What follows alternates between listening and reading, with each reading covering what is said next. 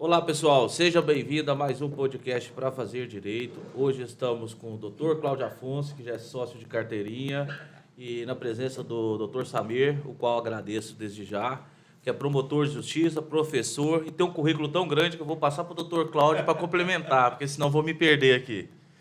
Boa tarde, Faça as honras. boa tarde, pessoal. Boa tarde, Paulo. Boa tarde, Samir. Doutor Samir, né, uma pessoa extremamente qualificada, né, bacharel em Direito pela Universidade Federal do Pará, né, 1986, não é isso? Isso. Olha aí, eu sou de 88, tu diz que eu sou da primeira turma. É da primeira né? turma, né? Os Também, fundadores o da doutor Samir UFPA. também ele é especialista em Direito Eleitoral também pela Universidade Federal do Pará. É promotor de justiça, atualmente ele é promotor de justiça do Ministério Público do Estado do Pará, né? Titular da 4ª Vara de Execuções Penais e também acumula a 4ª Promotoria do Tribunal do Júri, não é isso? Doutor Samir, seja bem-vindo, né? Obrigado. E nosso podcast para fazer direito, as pessoas fazem muita confusão, né, doutor Samir, quando a gente fala em Tribunal do Júri, né? E existe também aquela situação, né? Muitas vezes nem sabem o que é um Tribunal do Júri. Então, para começar nosso bate-papo, né? Doutor Samir, o que é o Tribunal do Júri? Ora, o Tribunal do Júri nada mais é, como o nome de júri, vem de julgamento. Ou vem de jurar alguma coisa. E é justamente o que ocorre. O Tribunal do Júri, ele é uma instituição já secular, né? Que no Brasil iniciou em 1822. E é o lugar onde as pessoas do povo julgam os seus semelhantes. E para julgar, elas têm que jurar, tá? Que vão julgar de acordo com a sua convicção e o seu sentimento de justiça.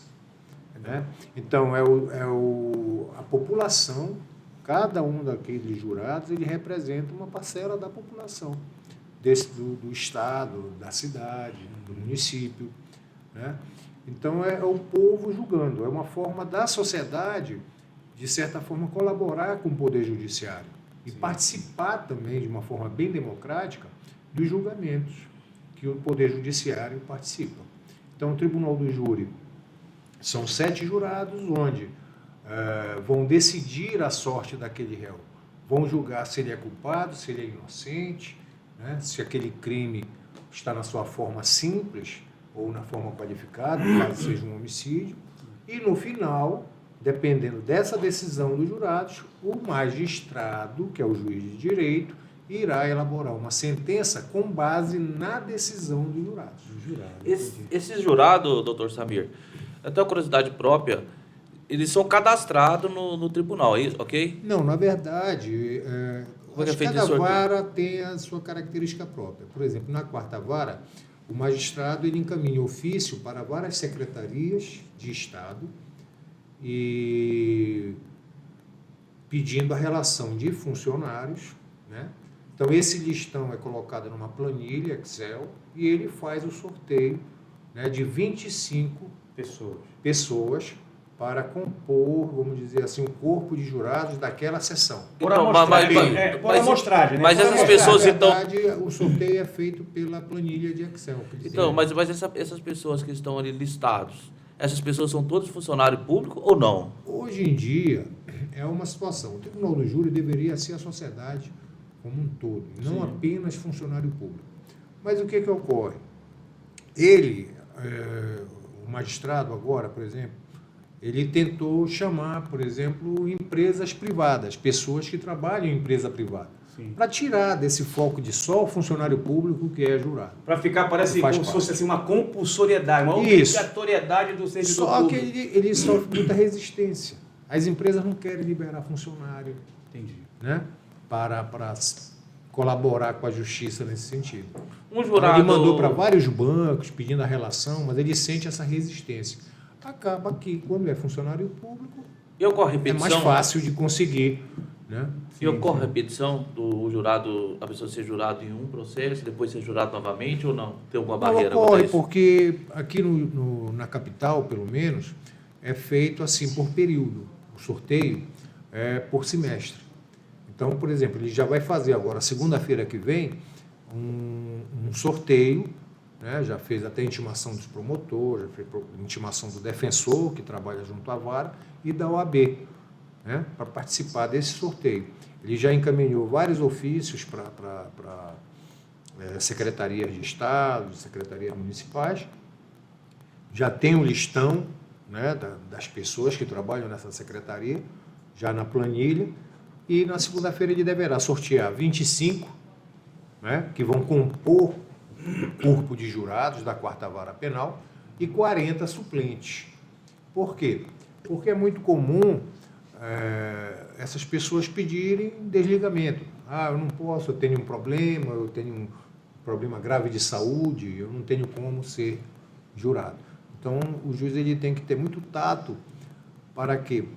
Porque se ele disser, não, então eu vou analisar todos os pedidos e vou conceder, né? Abonar, vamos dizer assim, não vai ficar ninguém. O Tribunal do Júri, pelo que o senhor está falando aí, doutor Samir, o Tribunal do Júri, ele é uma instituição, né, extremamente importante, né? A população deveria até ter essa conscientização, né, de participar, até para implementar, participar também, né, da vida, vamos dizer assim, da vida do Estado. Assim. Eu participei de um júri, eu ajudei a colocar, vamos dizer, na cadeia aquele facínora, aquele cara, aquele homicida, né? É uma forma da sociedade ver como é que funciona também, né? O poder judiciário. Sim.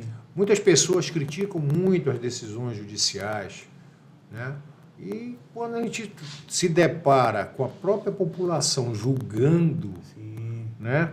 Então aquelas pessoas ali estão vendo como é difícil julgar, não é fácil julgar uma pessoa no cometimento de um crime.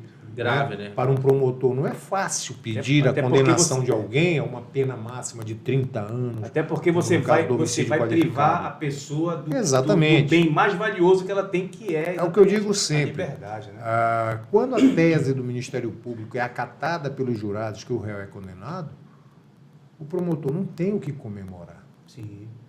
Entendeu?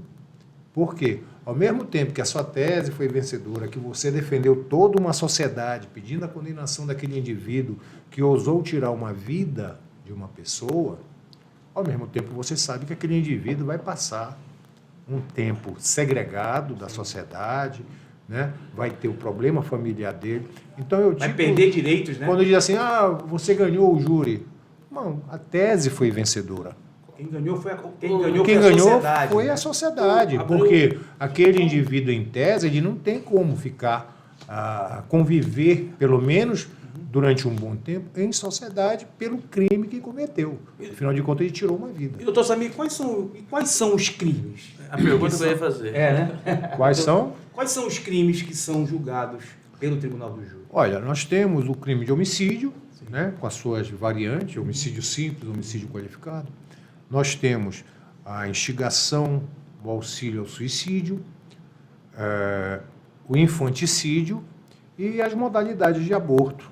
Né? Todos esses são considerados crimes dolosos contra a vida.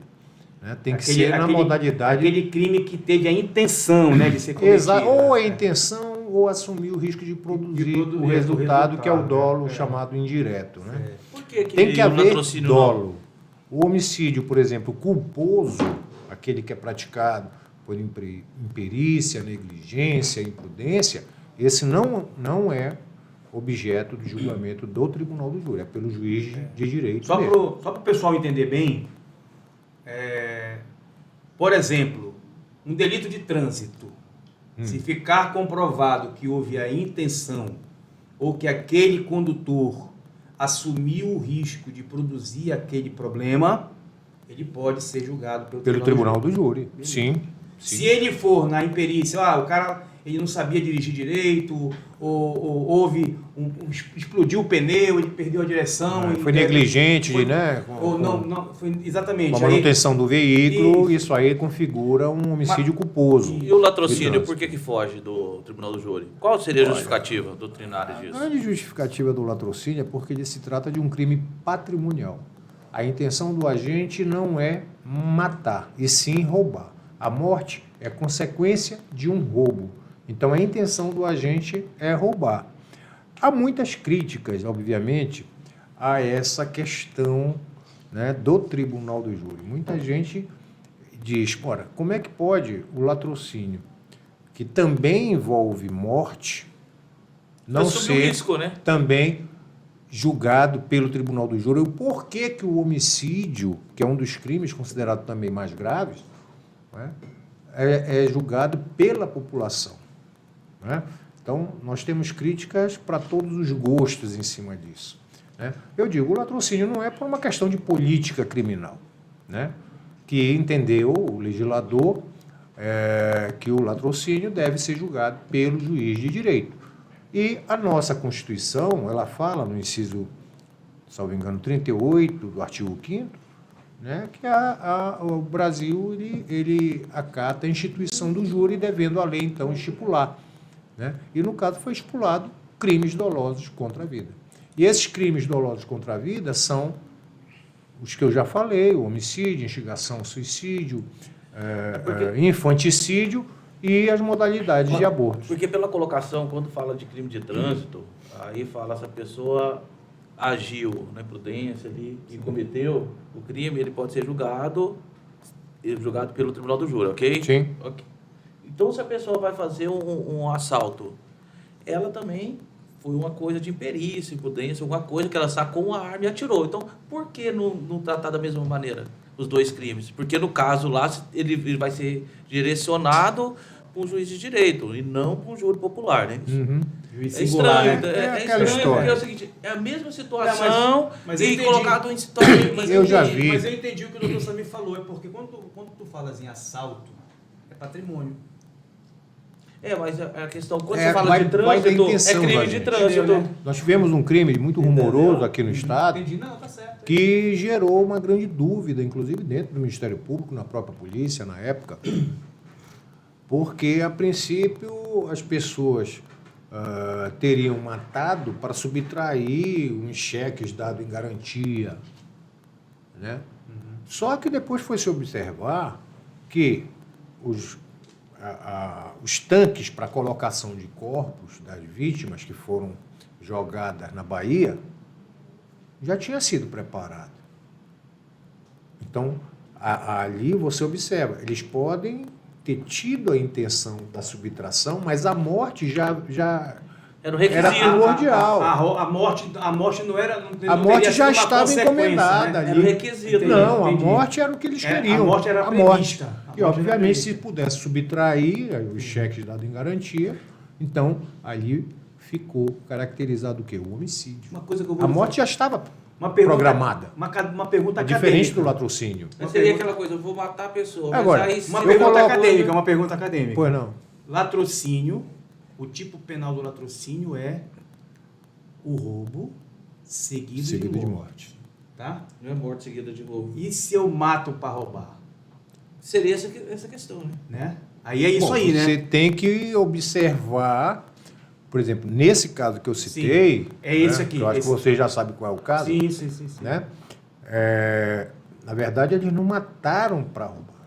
Eles mataram. Mataram O simplesmente. roubo já foi uma consequência. Era o lucro, vamos dizer assim. Era o Lógico, lucro. eles dominaram aquelas vítimas Sim. com a intenção também, obviamente, de se locupletar desses cheques, Sim. mas o que não caracterizou o latrocínio aí, nesse caso, é porque toda a logística para a morte das vítimas já estava programada. Antecedeu Antecedeu. vamos dizer, a captura dos títulos, vamos dizer assim. Exatamente. Entendi. É como eu digo, eu nunca vi num processo criminal de júri Nenhum advogado pedir desclassificação para latrocínio.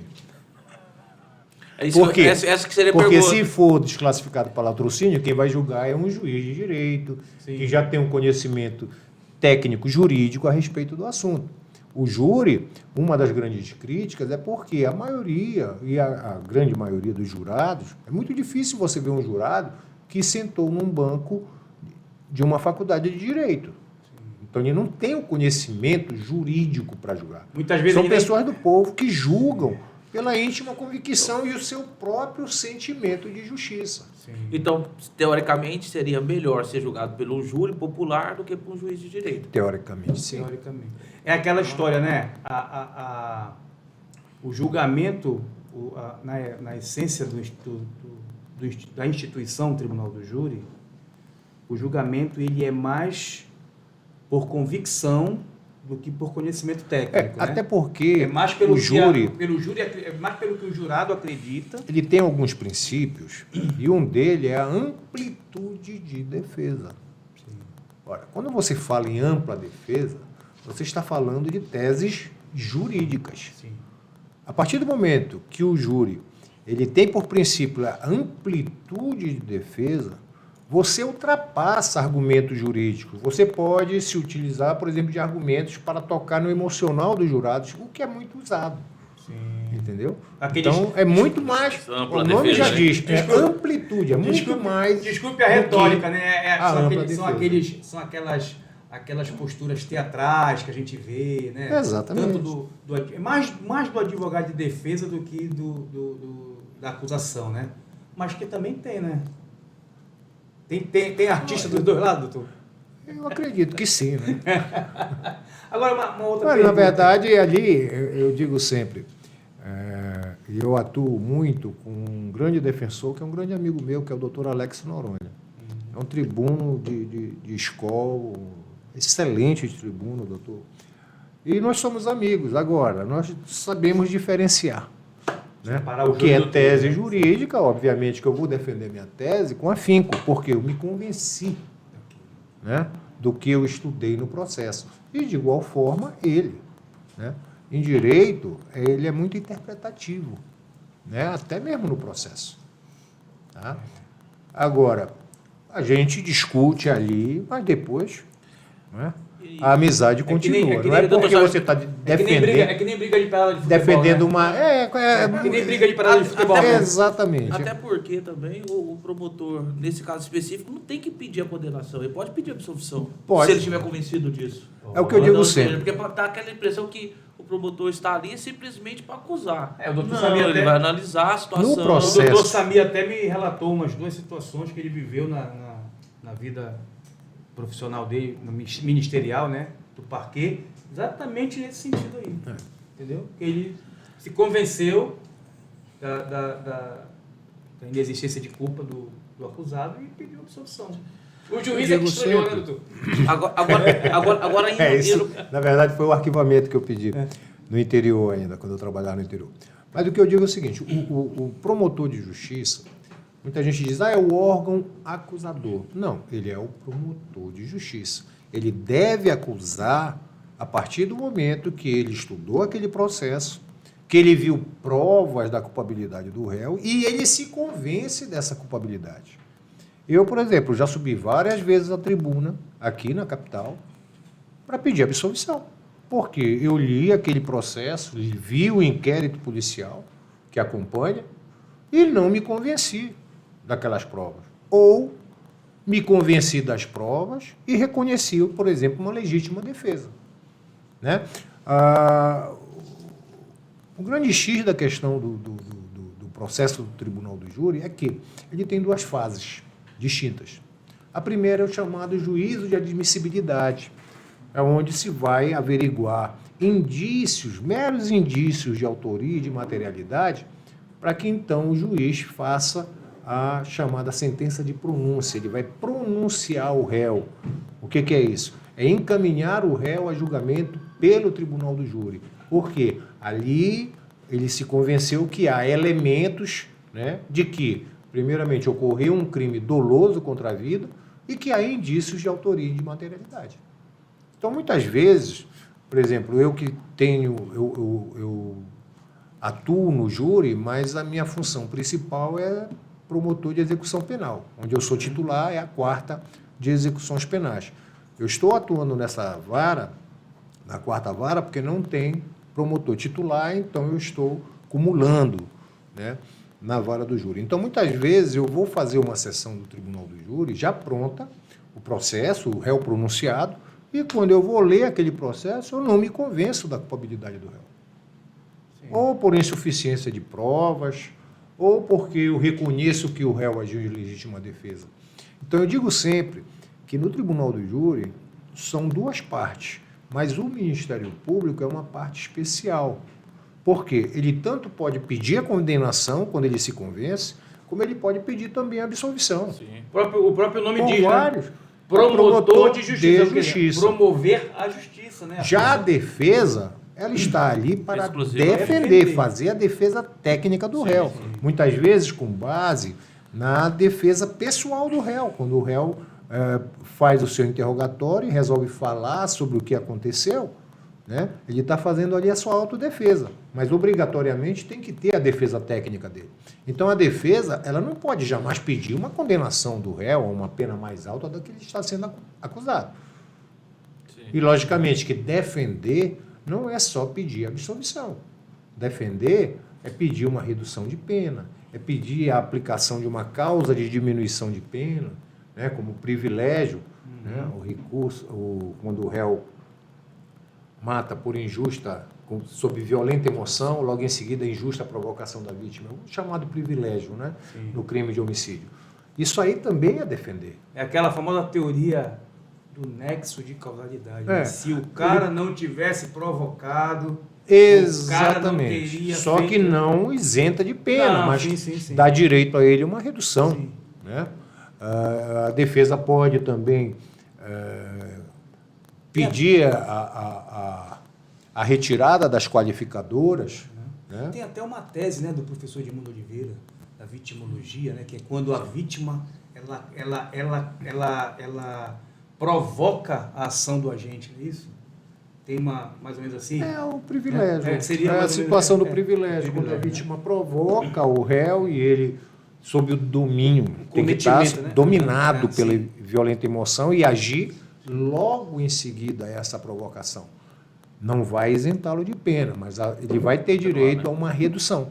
Então, por exemplo, no Tribunal do Júri, a defesa ela pode pedir absolvição, ela pode uma negativa de autoria, né, arguir uma legítima defesa e pode também pedir diminuição de pena, né, a aplicação das minorantes, como o privilégio, pode pedir que os jurados não reconheçam as circunstâncias qualificadoras.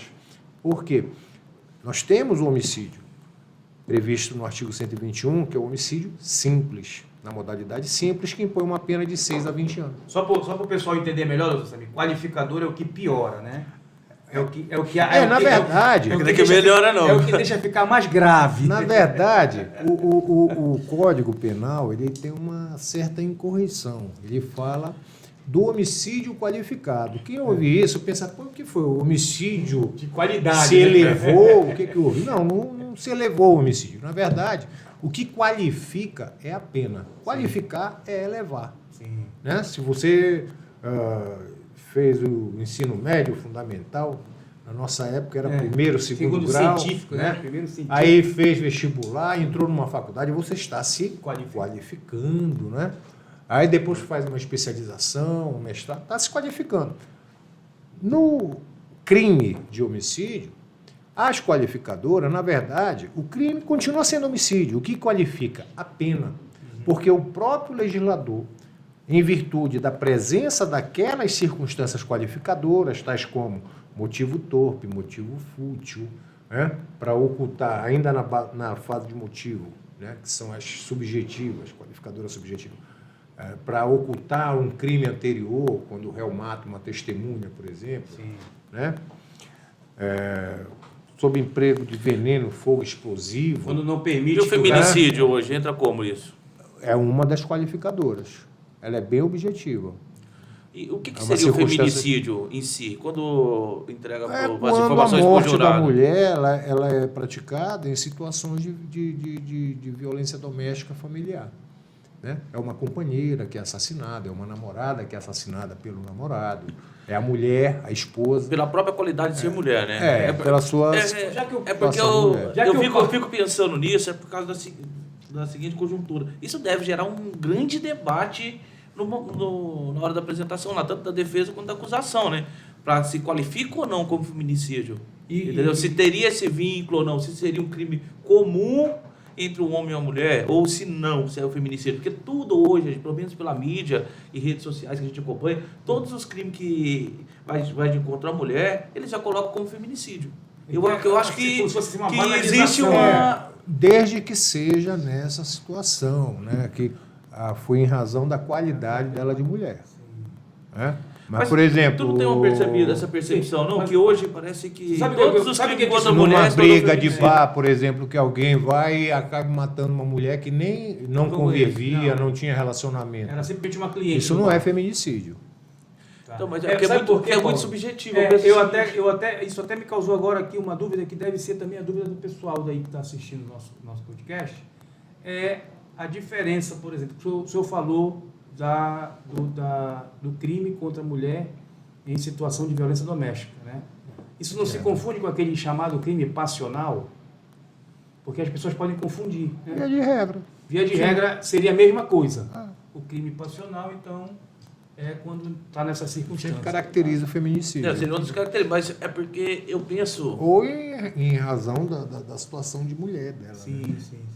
Exatamente, porque é muito Não- subjetivo. Entendeu? Fala assim, O exemplo que eu Você dou para morreu por causa da diferenciar, condição de uma mulher ou briga não? de bar. Né? Dois homens estão brigando lá e a mulher de um vai tentar apartar e o antagônico acaba atirando nessa mulher. Isso não é feminicídio. Não configura. Porque ele não tinha nenhum tipo de relacionamento com ela, nada. Ele não matou ela por uma situação de Tem mulher, que ele matou ter- em razão de uma briga generalizada. Tem que ter, mas tem que pensa ter a comigo, relação. não é muito subjetivo. Tem que Pensa ter a comigo. relação afetiva, né? Não, então, Pra mas às caracterizar vezes... o feminicídio. Mas É, eu- algum relacionamento entre Então, eles, mas via o de fator regra. de ter um relacionamento não quer dizer que está matando a pessoa por causa da qualidade dela como mulher, entendeu? Por isso que eu acho que é muito subjetivo. Como é que você vai entender se a pessoa está utilizando, está matando está cometendo esse delito por causa dela ser mulher, ou se fosse um homem não teria a mesma conduta, entendeu? Porque mas deveria como eu ser digo, isso. não né? é só quando há o passional. Às vezes, o simples fato, ela é uma líder comunitária, mulher que está crescendo, pode vir a configurar. O feminicídio também, né? Entendi. Porque ele mata em função de que é uma mulher. Não, mas esse que tá. Se não fosse um líder comunitário homem, será que não teria matado? É essa que é a colocação. Você entendeu? Às vezes Isso por tem que causa ser da bem caracter- discutido durante É porque a... pode ser da característica dela. Não é porque ela é mulher, é porque ela é líder comunitário. E todo mundo hoje tende a levar porque é mulher. Então, ser tudo que é mulher, hoje, tirando Aí vem a pequenas grande- exceções, virou feminicídio. A Então, grande seja, dificuldade é no júri, porque, veja bem, as teses, elas são discutidas no mundo jurídico, com pessoas que frequentaram o banco de faculdade. Agora, você tentar convencer, né, de teses mais técnicas, né, como essa, um corpo de jurados que não tem, é considerado um jurado leigo. Ele tem a experiência de vida dele, ele tem a experiência de outras faculdades que ele fez. São pessoas inteligentíssimas, mas que não têm um conhecimento jurídico. E isso que eu digo, que é muito... Quando tem uma tese mais técnica para ser apresentada, vem uma grande dificuldade.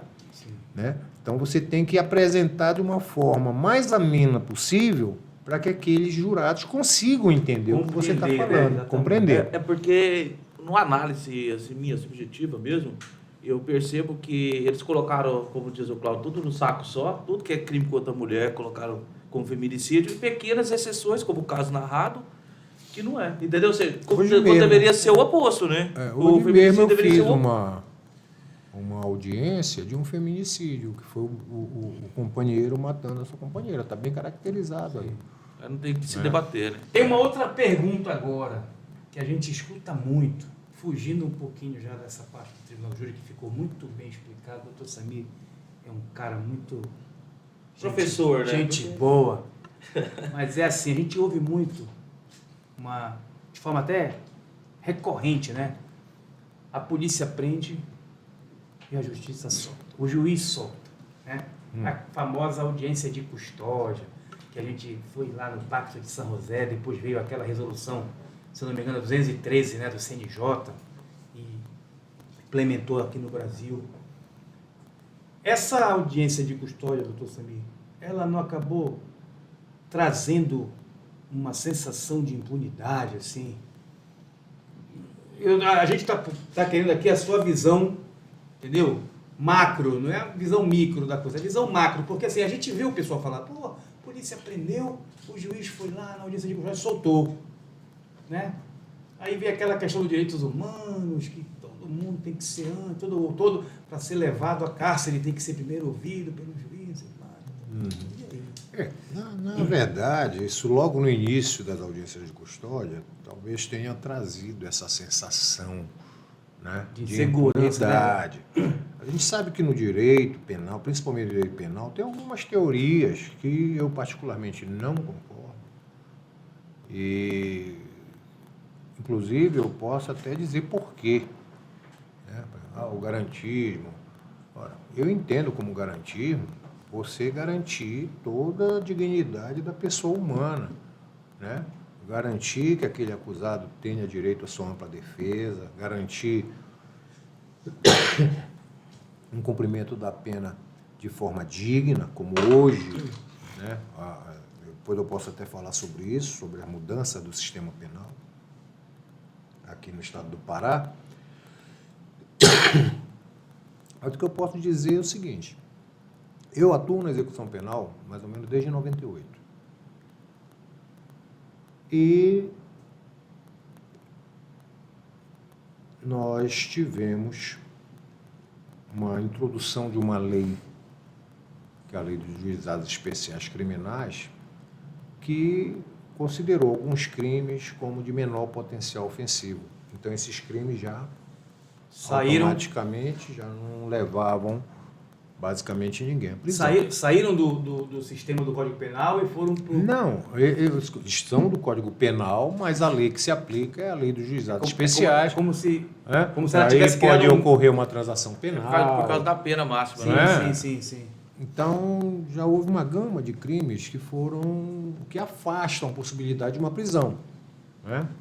É o que o pessoal chama, a lei das penas alternativas. Né? Sim. E o que ocorre? Em 98, me chamou a atenção, quando eu entrei na execução, que a grande maioria dos processos eram processos de execução penal, né? O preso já estava condenado, mas a maioria deles tinham uma condenação. A regra era uma condenação. Hoje em dia, a regra mudou.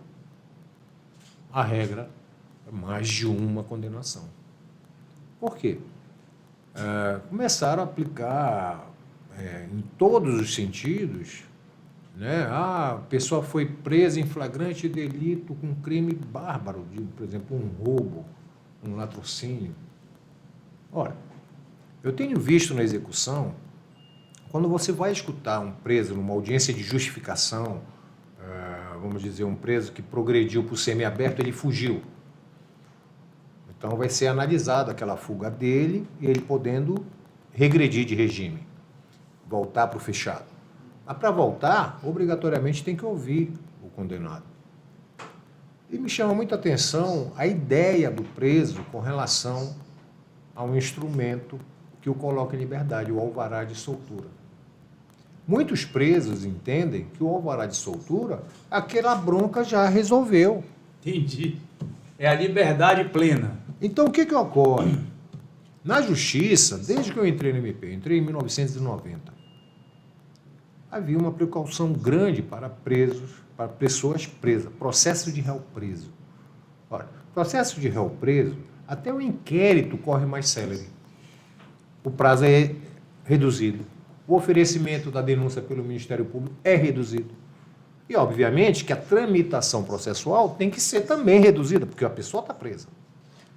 Mas o que ocorre? Começaram a colocar, talvez, né, com base em algumas teorias jurídicas, por mais grave que o crime tenha ocorrido, por maior periculosidade, colocava aquelas pessoas em liberdade. Agora, esquecem que a pessoa ganha a liberdade e acha que está impune. Uma pessoa que é presa, e eu já vi processo de execução penal em que a pessoa tem mais de 50 anos de prisão. Aí eu disse, mas quais são os crimes tão bárbaros que essa pessoa cometeu? Tudo crime patrimonial. Roubo, furto, roubo. Mas o que ocorre? A pessoa foi presa num dia, 3, 4 dias depois já foi colocada em liberdade. Informação Presa em passa pra flagrante, sociedade, né? colocada em liberdade. Se sentia impune Voltava a cometer. e se perguntasse para ele, que tal, tu fostes preso, como é que está a tua situação? Está resolvido, já ganhei alvará. Só que esquece que aquele processo que ela foi colocada em liberdade, um dia vai chegar e ser julgado. Como ele vai continuar correndo, vai continuar Mas andando, o né? problema nem é esse. E ele É se informação sentindo. que se passa para todo mundo. Não passa só para as pessoas que são vítimas, Sim, mas para a sim, pessoa que cometeu o delito. Né? Exatamente. O que acontece? Esse indivíduo, ele pegou no final, né, foram vários crimes que ele cometeu, era preso. E era interessante que, assim, talvez o período de prisão dele, após o flagrante, não durava 7 dias, ele já estava em liberdade. Agora, chega no final, começa a pingar as sentenças condenatórias. No final, você vai somar. Então, aquele indivíduo que cometeu um crime, por exemplo, um roubo, a primeira vez foi pego, né? Eu sempre digo assim, quem é preso em flagrante a primeira vez por roubo, não é que foi o primeiro roubo, foi a primeira vez que ele foi preso. Sim. E aí ele relaxa na segurança dele e comete outros delitos. Então, o que acontece? Não adianta nada você dizer, porque eu sou garantista, eu não concordo com que a pessoa fique presa muito tempo. No final, aquele processo vai ser julgado. E havendo provas, é muito difícil numa prisão em flagrante de um roubo não ter provas. Possivelmente aquele indivíduo vai ser condenado. E como ele não demorou, né, ele se sentiu impune daquele crime, ele continuou a praticar a mesma ação. E no final, Junta tudo. junta todas as condenações e esse indivíduo vai ficar mais tempo dentro do sistema penal, ocupando uma vaga que poderia ser de uma pessoa com um crime só.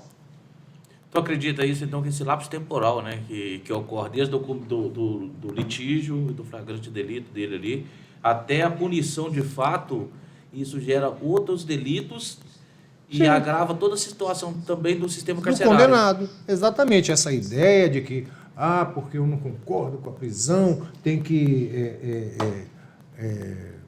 como é que se diz? Tem que descarcerizar. E aí? Descarceriza, nós vamos ter um número maior de vítimas e no frigir dos ovos nós vamos ter uma pena muito mais elevada, porque são várias penas somadas que aquele indivíduo vai cumprir. Confesso que eu nunca Então, tinha a pensado audiência nessa de análise custódia, tua. Essa análise faz muito sentido, muito essa análise sentido, desse é. lapso temporal. A pessoa cometeu um crime agora, demora Solta. 3, 4 anos para ser punido. Nesse lapso temporal ele comete outros crimes. Às vezes, se ele tivesse começado o cumprimento daquela pena o mais rápido possível, ele teria sido até ressocializado. E não teria cometido outros crimes. Exatamente. A gente não sabe, mas teoricamente funcionaria dessa maneira, né? A questão a imagem que a gente passaria para ele também para a sociedade. Porque, querendo ou não, quando uma pessoa se sai impune e demora esse lapso temporal, passa para as pessoas que estão próximo dele que o crime compensa. E passa para a vítima também que o crime compensa. Então, ou seja, acaba se gerando todo um O réu, contexto. o condenado foge. Durante a fuga, né, ele está foragido, ele comete um novo delito, ele é preso. Quando você vai ouvir no processo de regressão de regime dele, você pergunta, aí a tua prisão, como é que foi? Não, isso já resolvi, já está resolvido. Como que está resolvido? Não, eu já ganhei o alvará. Então, o próprio preso, ele tem uma Ele ideia cria, né? errônea de que quando ganha o alvará, aquele problema já Acabou. está resolvido, já acabou. E ele sai com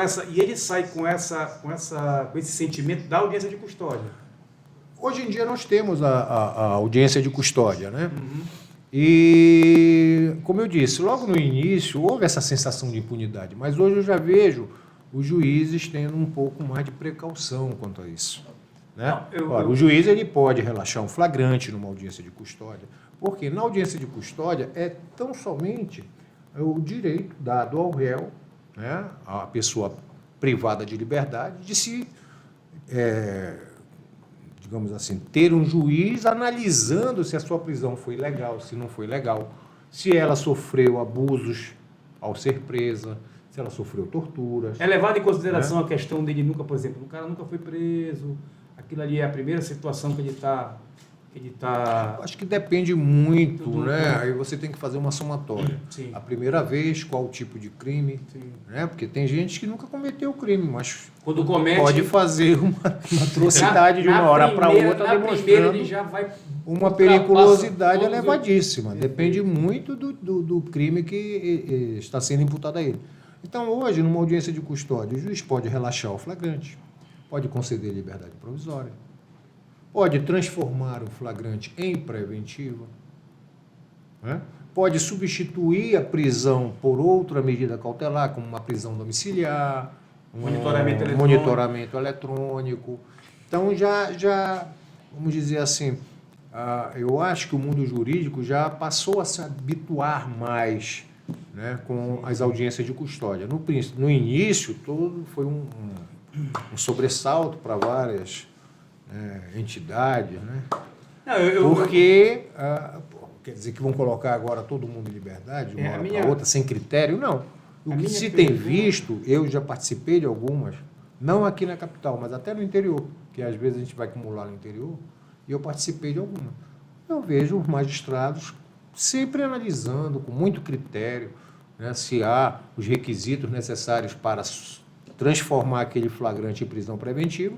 Quando não há, ele concede a liberdade provisória com ou sem fiança, ele pode substituir aquela prisão por uma outra medida.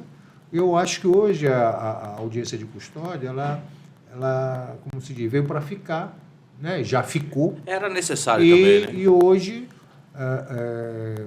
eu acho que a coisa já está melhor encaminhada, vamos dizer assim. Como diz, a poeira Essa se sensação de assentou. impunidade já não existe tanto quando se iniciou as audiências de custódia. Hoje em dia, eu já não sinto, eu como promotor de justiça, eu vejo que os juízes cada vez mais têm tido muito critério, né, nessa audiência de custódia.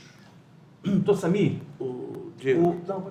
Não, diga. Eu só queria complementar aquela questão que eu falei da qualificadora do homicídio, que ficou meio em aberto. E quando tem uma circunstância dessa, a pena que era de 6 a 20 anos do homicídio simples, ela passa de 12 a 30 anos, que vai ser dosada pelo magistrado desde que os jurados concordem que aquela qualificadora está presente naquele caso. O doutor Samir, você chegou a analisar aquele caso que teve agora, recente, daquela deputada Flor de Lis, né? Não. Que deu, acho que a pena foi Eu 50 anos, 50 né? anos, É porque, como eu estava fazendo uma sessão, eu fiz 2 sessões de julgamentos agora na semana passada, uma na quarta e uma na quinta, uma na sexta. E foram processos pesados, né? Não, Um tem até assim, envolvendo, um envolvia Comando Vermelho e o outro envolvia milícia. Então já viram que era um processo bem complicado no Tribunal do Júri. Então eu só ouvi falar, eu não acompanhei. Eu sei que ela parece que ela foi condenada. Há mais de 50 anos. Então Isso. ela pegou todos os qualificadores possíveis, né? Não, no caso do homicídio vai até 30 anos. Ela Então, deve ter pego causa de aumento de Isso. pena, algumas causas de aumento de pena. Então, para chegar a 50 anos, né? concurso de crime, né? Pois é. Na verdade, Eu também não vi, Eu, porque tô aqui, Eu não sei quais foram os crimes que eu vou aqui devagando foram com você, já imputados para a passar ela. dos 30, porque a gente sabe que no Mas- Brasil a pena máxima é 30.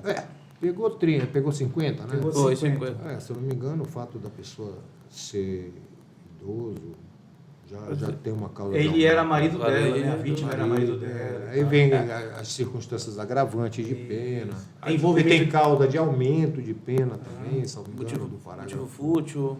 4. Tem envolvimento de filhos, tem uma situação, é um processo bem... Porque na verdade, parece também que teve uma tentativa anterior, né? Uhum. Eles tentaram, eu não sei o que Eu foi. não sei se ela foi denunciada pela tentativa anterior. O Conselho Nacional do Ministério Público, ele tem uma campanha, né, de proteção da vítima, né? É o direito penal da vítima, né? Porque hoje no Brasil a gente só escuta falar assim, não estou aqui também fazendo uma apologia de que o condenado não mereça a proteção do Estado, né? Mas assim, a gente vê que certos benefícios que são previstos em lei só alcançam o condenado. Por exemplo, o auxílio reclusão, que é aquele valor que a família recebe, né, e tal. Mas a gente não ouve nada do lado da vítima. Então, qual é a minha pergunta aqui? Assim, o cidadão foi condenado por um homicídio. Ele tirou a vida de uma pessoa. O Estado não olha para a família dessa pessoa? Qual é a sua opinião com relação a isso? Pois é. A vítima, há muito tempo, ela ficou relegada a um segundo plano no processo penal. Hoje, pelo menos, já houve uma mudança com relação a isso. A vítima ela pode acompanhar o processo do início ao fim. Antigamente, só era dado a ela o direito de constituir um assistente de acusação. Mas, por exemplo, numa audiência, ela pode ficar na audiência até o final, acompanhar aquela audiência de instrução e julgamento. Mas ainda é muito pouco, né? É como eu disse até na última sessão, né? Naqueles debates com o advogado de defesa. O senhor não sabe o que é defender? Eu digo, sei sim, eu estou aqui justamente defendendo a sociedade. O Tribunal do Júri, o promotor, está ali para defender aquela vítima, né? Ele está atuando ali em nome da vítima, em nome de toda uma sociedade paraense que não pode admitir, né, violação ao bem mais precioso do cidadão, que é a vida. Então, o Ministério Público, quando está na tribuna, ele não está ali só acusando, ele também está defendendo toda uma sociedade. Como eu digo sempre, o artigo 59 do Código de Processo ele é bem claro. A pena no Brasil é para prevenir, mas é para reprimir também. É a prevenção geral, né, e a prevenção especial. A geral para todos. Previne, ora, se eu estou vendo que alguém que cometeu um crime de homicídio está sendo condenado, já que ele não agiu em legítima defesa, nenhuma causa de excludente de ilicitude, eu não vou praticar a mesma ação. Está servindo de exemplo para um próximo, exatamente. Né? Olha, não faz... Então, a gente está defendendo a sociedade como um todo. Não só familiares da vítima que, né, clamam por justiça, mas como toda a sociedade, evitando que outros entes da sociedade cometam o mesmo fato. Senhor Samir, eu tive um cliente que me indagou algumas situações, né? Aí eu fiquei pensando aqui. Você tem algum problema com questão de inquérito policial? Porque, às vezes, você como promotor, você recebeu um inquérito policial com as informações ali. Essas informações tendem a passar o desenho que sempre falta alguma coisa, que não é feito de maneira correta. Então, você dá mecanismo para a defesa conseguir a absolvição, às vezes, dos acusados. Tu tem essa percepção ou não? Eu estou errado nesse sentido? Olha, o que eu posso te dizer é que o número de pedido de arquivamento de inquérito policial é infinitamente maior do que o número de denúncias oferecidas pelo Ministério Público. Com base nos inquéritos? Com base nos inquéritos. Entendi. Uma média de 100 inquéritos, tá? Eu acredito que pelo menos uns 80, 85 são arquivamento porque não consegue identificar a autoria do crime com relação a homicídio, que é o crime mais grave. Então, o número de pedidos de arquivamento e de sentenças de arquivamento de inquérito policial de homicídio é infinitamente superior ao número de novas ações penais. Em um ano, vamos dizer, se chegar a 100 inquéritos policiais, pelo menos ali, eu estou te dando um chute, eu não estou com a estatística, mas pelo menos 80 devem ser arquivados. É muito. Alguns o Ministério Público denuncia e outros ele baixa em diligência. Alguns desses que ele baixou em diligência podem retornar com elementos de informações necessários para uma nova ação penal. Mas, via de regra, quando o MP baixa em diligências, nesses inquéritos policiais, alguns, lamentavelmente, e eu digo aqui é a grande maioria, retornam sem que aquela diligência tenha surtido qualquer efeito no sentido de identificar o autor do fato. Nós temos alguns crimes que é complicado mesmo de investigar. esses crimes do sujeito numa moto, todos os dois de capacete, né? E a moto ela dá uma vazão mais célere para esses assassinos. Então são muito difíceis, né? A investigação para identificar. E nós só podemos oferecer denúncia contra quem está devidamente qualificado, quem está identificado. Se não tiver, nós não temos como oferecer. Ah, é só o apelido que nós temos, dá para denunciar? Não, não dá. Nós temos que né? Ora, um apelido qualquer. Quantas pessoas não têm o mesmo apelido? Tem que identificar o nacional, né? Exatamente. Você tem que, quando oferecer uma ação penal é algo de muita responsabilidade, porque aquela pessoa vai passar pelo chamado escândalo processual, ela vai ter que responder uma ação penal, ela pode vir a ser condenada naquela ação penal. Né? Então, hoje no Brasil, nós temos muito problema com homônimos, por exemplo. Então, não adianta só o nome. Tem que ter o nome da pessoa, o nome da mãe, se tiver identidade, se tiver alguma característica física, deve constar da denúncia. Na denúncia, ela pode ser no plural, vamos dizer, em vez de eu identificar subjetivamente cada conduta de cada pessoa, colocar várias pessoas que cometeram o mesmo crime, vamos supor, João morreu, e quem cometeu o crime de homicídio? As 3 pessoas, 3 indivíduos, ou não, eu tenho que identificar, não. Você tem que individualizar a conduta de cada um na denúncia. Por quê? Até porque o réu não se defende daquela tipificação, né? Que o MP coloca. Sim. Às vezes um errinho aqui, um Ctrl-C, Ctrl-V, o promotor erra a tipificação, ou seja, o artigo. Mas a conduta Mas o réu, ele se defende da conduta. Da narrativa que consta na denúncia. É o que está narrado na denúncia que ele vai se defender.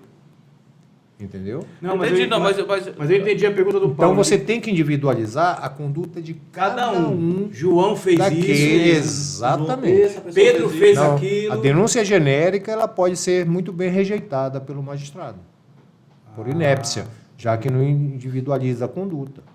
Ela tem que individualizar. Até porque eu estou pensando que ela tira até a prerrogativa de defesa. O réu tem que saber, vem cá, eu estou sendo acusado de um homicídio, mas qual foi a minha participação?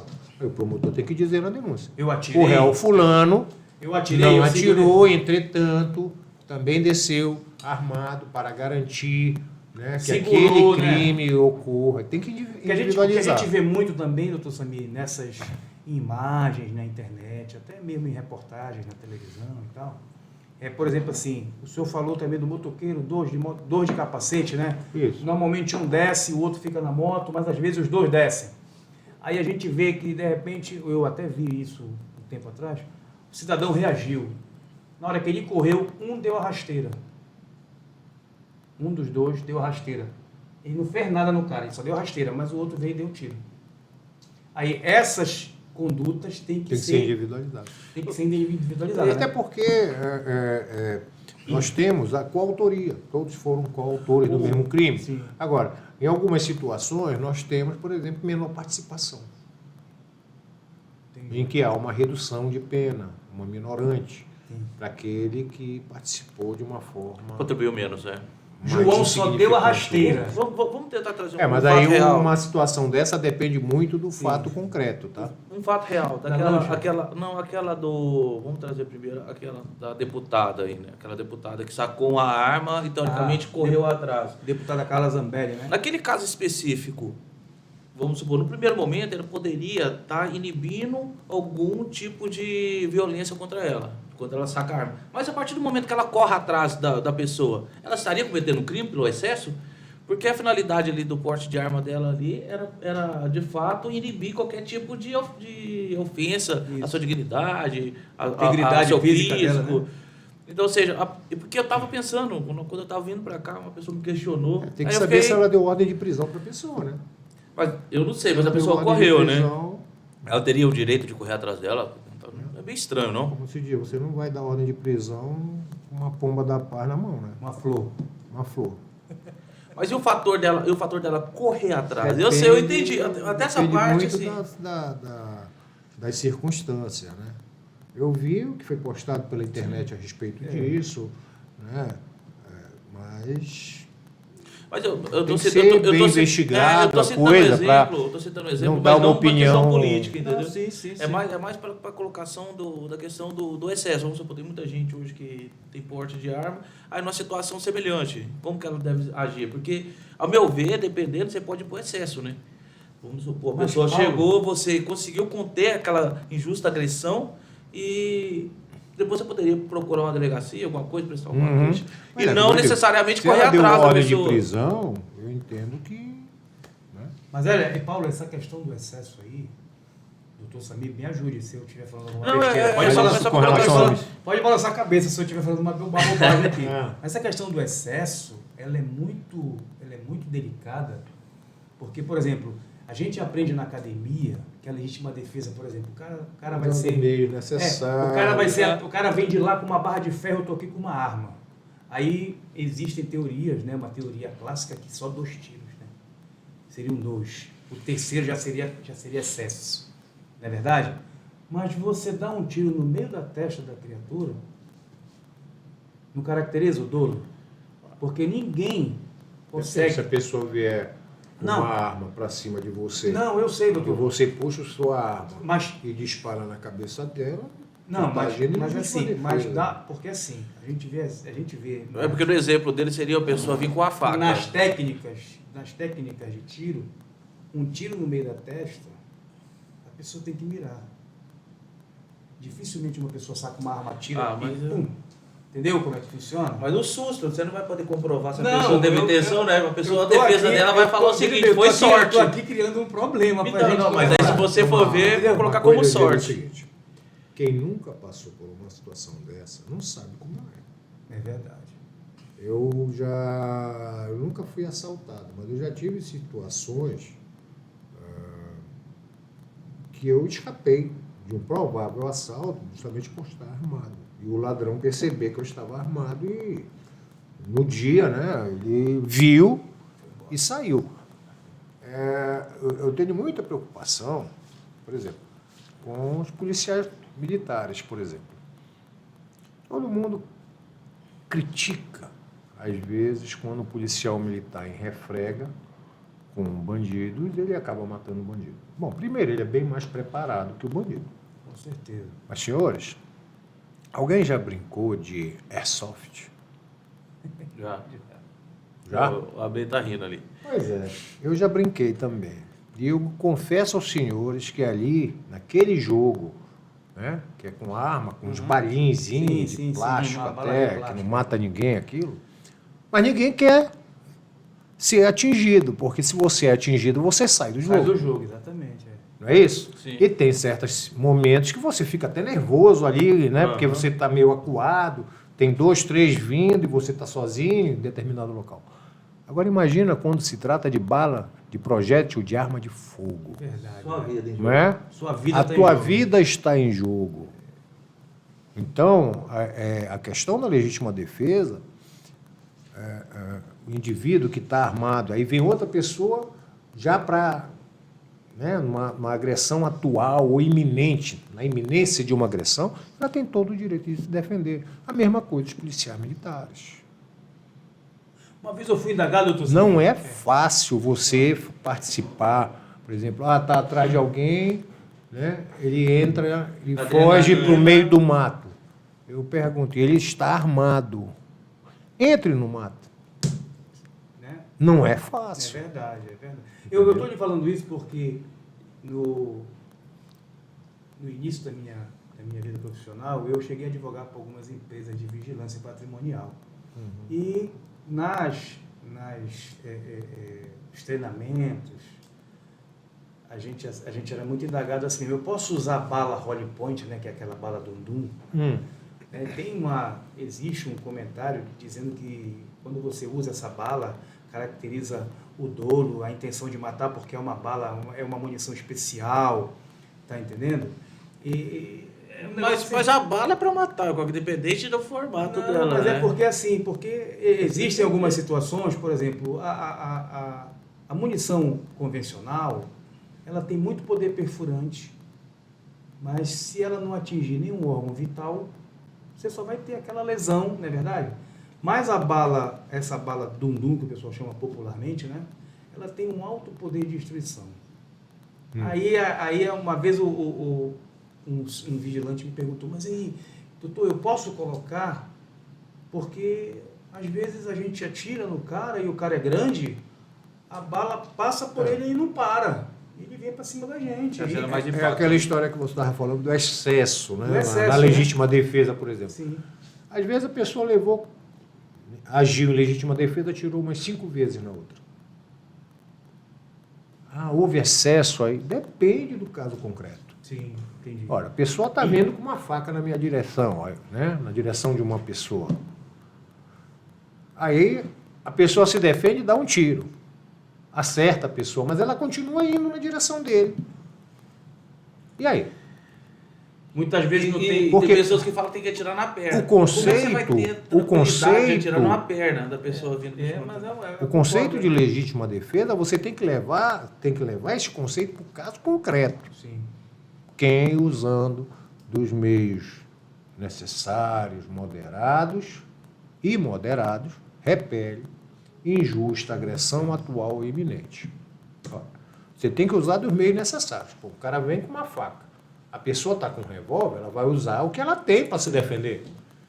Né? Eu digo sempre, nem todo mundo é um Bruce Lee, né, na arte marcial para tirar uma faca na mão de uma pessoa. Tem água gelada na não é isso? Né? Bruce Lee é ótimo. Então ela vai se defender. Agora, ela dá um tiro. A pessoa, ela está usando o quê? Do meio necessário. Ela tinha aquela arma para se defender, está usando o meio necessário para se defender. E dá um tiro naquela pessoa. Mas ela continua indo na sua direção. Ela dá outro tiro. Atingiu de novo, mas a pessoa continua indo na sua direção. E aí? Inclusive, teve um caso... É excesso? É como eu digo, o excesso tem que ser visto no caso concreto. Teve um caso... um excesso. O sujeito dá um tiro na pessoa, ela já caiu no chão. Ou seja, já não está mais em posição de agressividade, de ameaça. E ele vai lá e dá mais uns 8 tiros, aí já descaracteriza, já vai para o excesso. Mas aí ele será punido só pelo excesso, né? Aí fica a pergunta, mas se ficar comprovado que ele já ia morrer com o primeiro tiro, como é que se caracteriza esse excesso? O excesso não significou nada, né? Aí é o que eu digo. Nem sempre o elevado número de disparos, né, de projéteis encontrados na vítima configura o excesso. Vai depender do caso concreto.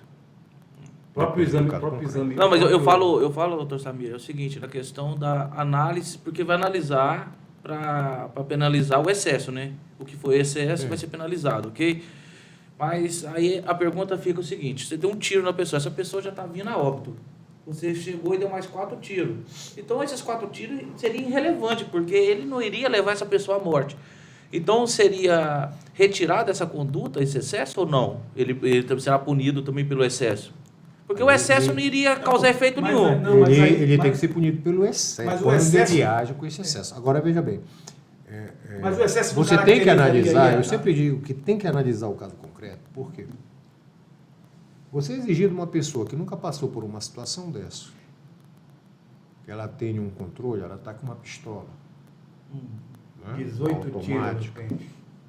E de repente ela vê alguém vindo na direção dela com uma faca. Ela pega a pistola de alguém que está lá para se defender. Vamos dizer assim. Não tem muito costume de... Não tem a perícia, né? Não tem perícia para disparar. Ela vai apertar aquele gatilho. Dependendo do tipo de pistola, pode sair automaticamente uma atrás da outra. Descarregar o pente. É excesso. Então eu digo, para excesso culposo tem que analisar cada caso. Até questão psicológica, porque às vezes a pessoa está num momento de pane, né? De terror ali, cada que ele não consegue caso, quem nunca passou por uma situação dessa? É isso que eu digo. Às vezes até militares que já tiveram refregas. Não adianta. Quando a tua vida está em jogo, você vai estar com medo. Com medo de morrer. Você vai estar nervoso, você não vai estar na mesma situação. Quem já é acostumado com esse tipo de situação. E a gente vê, imagina quem não é. E a gente vê, doutor Samir. Quando faz a escolha do júri, às vezes é interessante saber se a pessoa já foi assaltada ou não, né? Porque isso vai influenciar, teoricamente, diretamente na maneira que ele vai analisar aquele caso, né? Porque a pessoa que Não passa por uma necessariamente. situação dessa, provavelmente carrega um trauma, não? É como eu digo, você tem que ter muito cuidado, Às vezes né? o cara Até esconde. para não ser injusto com aquela pessoa. E às vezes o cara esconde Entendeu? também, Samir. Tem que ter Entendeu? um cuidado, Ô, tem que Paulo. analisar aquela circunstância, como ocorreu toda aquela ação delituosa, para você não ser injusto. Isso que é importante. É. E, lógico, saber que determinadas situações podem ocorrer. Você não pode tapar o sol com a peneira. Mano, A pessoa foi disparar e começou a atirar. Você não sabe o emocional que ela ficou naquela situação. A pessoa que é uma pessoa vir com um terçado na tua direção, correndo para te... gritando, que é pra piorar, né? Entendeu? Você tem que ver toda a circunstância do crime, o momento que ele ocorreu, como ele ocorreu. Entendeu? Eu já vi, já tive processos e nessa vara, nós estamos fazendo uma média de 4 a 5 audiências por dia. E, por exemplo, se eu reconhecer que aquele réu agiu em legítima defesa, eu peço logo a absolvição sumária ali, não tem júri, não tem por que levar para júri. Se o promotor reconhece que o agente agiu como excludente e o juiz também, então já absolve sumariamente. Não vai ter pronúncia, ele vai ser impronunciado com uma absolvição sumária. E eu já peguei casos de pessoas que foram encontradas no terçado, né, com vários golpes, e que no processo eu fui verificar, aquele acusado era a terceira vez que a vítima tentava contra a vida dele. E com terçado. Ela tentou invadir a casa desse cidadão e ele reagiu. Teve um caso aqui, Entendeu? Eu na reconheci, década- neste caso, a legítima defesa. Tá Que havia ligado, né? inúmeras provas de que aquela vítima é que deu causa a todo aquele problema, a todo aquele crime. Que, na verdade, não foi crime porque ele agiu em legítima defesa, então excluiu a ilicitude. Houve um fato típico. Tem até Ilícito. um caos. Aliás, Tem um ilícito. E na questão da propriedade? A gente sabe que existe essa questão da legítima defesa. E a questão da propriedade, invasão, você defendendo a tua propriedade. Como ficaria configurado? Uma pessoa está invadindo a tua casa, tu pega uma arma e atira. Mas ela não está armada. Qual que seria a análise sobre isso? Eu analiso que agiu em legítima defesa. Legítima defesa do patrimônio. A direito seu ou de outra. Sim. A propriedade é sua. A pessoa está invadindo a tua casa, com certeza não é para te levar flores. Né? Você está dormindo Minimamente. na sua casa. Vem um indivíduo invadindo a tua casa pela madrugada, você acha que ele Tu não vai vai ali perguntar fazer primeiro, né? carinho? Não. Minimamente ele vai te causar um prejuízo patrimonial. Você tem direito para Minimamente. defender o seu patrimônio. Eu entendo que a pessoa tem direito à legítima defesa. E a legítima defesa, ela fala, há direito seu. Ora, o seu patrimônio. É um direito seu. Você pode defender, sim. Vamos lá, doutor? Mais uma? Continue aí com as suas perguntas. Deixa Eu sei que eu- você está com a listagem aí. O doutor Não, Samir vai deixa- ficar até meia-noite aqui O hoje. doutor Samir já respondeu toda a minha pauta aqui, agora já vai para o improviso.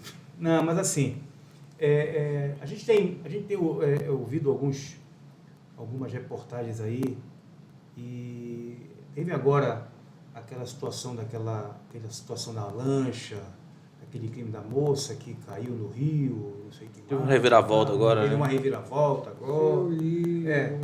E a gente vê assim, ali, na verdade, existe uma confusão muito grande, porque não se tem indício de autoria, né? Então, eu estou aqui pedindo ajuda de vocês, tá? Mas, assim, não se sabe se ela caiu, se ela foi jogada, né? Mas o dono da lancha foi preso. Mas porque o dono da lancha provavelmente tinha responsabilidade, hein? Se ele estava bêbado, pilotando a lancha, ele não estaria em condição legal, né? Então, provavelmente pode ser o efeito disso, né? Como eu sou promotor de justiça, eu digo, eu só me manifesto nos De- processos Nos autos, né? Que você... dos autos. Tá É certo, difícil você Imaginar, né? Dar uma opinião, muitas vezes com base no que foi escrito num jornal, entendeu? Eu já fui vítima disso. Eu dei uma entrevista uma vez, falei a questão jurídica toda e o repórter entendeu tudo errado e escreveu tudo errado. Então, houve a prisão, né? Vocês estão dizendo. Com certeza essa prisão, esse decreto preventivo, né, pode ter sido pedido por outro membro do Ministério Público, foi analisado pelo magistrado também. Sim. Né? O interessante Então, é que fica é um ano difícil após, da né? gente dar uma opinião sobre algo que nós não temos. O interessante no caso concreto é que foi um ano depois, né? Demorou um ano para pedir a preventiva dele. Então, assim, deve ter muita informação dentro do processo. A conclusão que eu chego é que, normalmente, quando há um decreto de prisão, é porque a situação já foi muito bem analisada. Né? Não se faz a coisa de formação. No mínimo, aí, indícios de autoria e materialidade, para poder sair o decreto. Exatamente. Né? E às vezes agora, depende muito do promotor que pediu, do juiz que decretou a preventiva, das provas que tem no processo. Tudo isso tem que ser analisado. Essa questão o senhor falou em garantismo, né, e ressocialização, existe uma tendência, doutor Samir, nas varas de execução de descarceramento ou isso é muito relativo? Não que seja para colocar na rua porque tem que colocar na rua. Sim, lógico. Eu acho que essa tese de descarcerização, ela tem que ter uma certa responsabilidade. Por quê? Como eu falei, em 95, a Lei dos Juizados Especiais determinou que a grande maioria dos crimes previstos no Código Penal e em várias leis extravagantes podem ser objeto de transação penal, de penas alternativas, as penas restritivas de direitos. Já não cabe mais a pena de prisão. Hoje em dia, nós temos crimes, a maioria das pessoas hoje que estão presas, que estão cumprindo pena, são por crimes com uma certa gravidade. A grande maioria é roubo, a grande maioria é tráfico de drogas. Estupro, né? Esses dois é o que mais tem.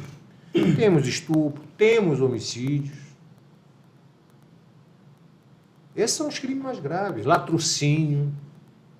Né? Mas se você fizer um comparativo, você vai ver que dentro do cárcere tem mais do que assaltante, que é o artigo 157, e traficante. Muitos assaltantes em razão do tráfico de drogas. Do tráfico de drogas. Então dizer, vamos desencarcerar. Aí eu vou dizer, aquele réu que eu mencionei há pouco, com mais de 50 anos de cumprimento de pena por crime patrimonial, ele foi beneficiado com os alvarás de soltura que deram para ele ou ele foi prejudicado? Porque ele não estava em condições de conviver ali em sociedade. Ele estava envolvido com a criminalidade. Ainda assim, ganhou liberdade para quê? Para fazer novas vítimas. É o que eu digo, o CNMP hoje já está falando mais da vítima. A gente tem que se preocupar, e eu, como membro do Ministério Público, eu me preocupo mais com a vítima, sim. É uma lógica inversa, né?